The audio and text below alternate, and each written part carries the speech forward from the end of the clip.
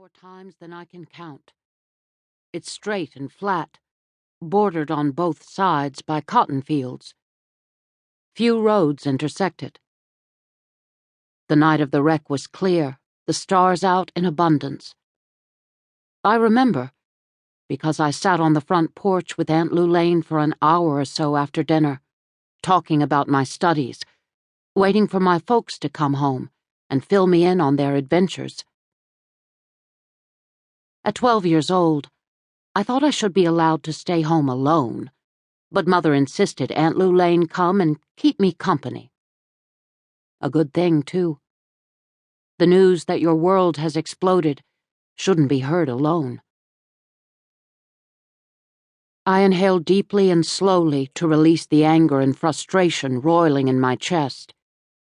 I cling to the memories of my parents in the good moments, the times of laughter and joy. Trips back to the night of their deaths do nothing but upset me. I've gone over it 1,000,000 times. I've read the accident reports, viewed the photos of the Volvo my father preferred to drive because it was safer than a convertible. 22 years have passed, and the grief is as close as my own skin. Some wounds never heal, but as Aunt Lulaine would say, we learn to carry the pain and keep walking. I pick up the broom. Work is my solace.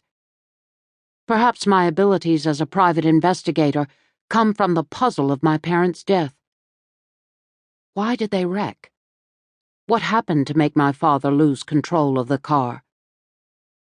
No one has ever answered those questions to my satisfaction. For more than 2 decades, I've chewed on what I know to be the facts. Still, to misquote Mick Jagger, I can get no satisfaction.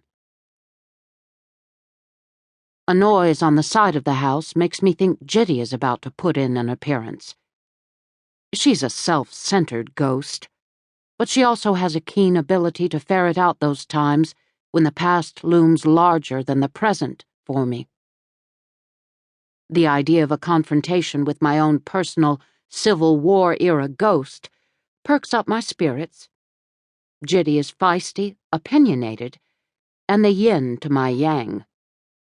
I wouldn't go so far as to call her the voice of reason, but sometimes she makes a good point.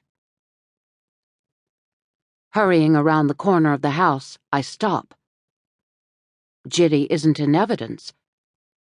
My horses graze peacefully in the pasture beside the barn, and my hound, Sweetie Pie, and the newest member of the Delaney household, Pluto, a fat black cat I semi-acquired from my last case, are digging for a mole. My dead relatives rest without interruption in the family cemetery behind the house. That I'm rooted to this place in a way many people don't understand slams hard into me.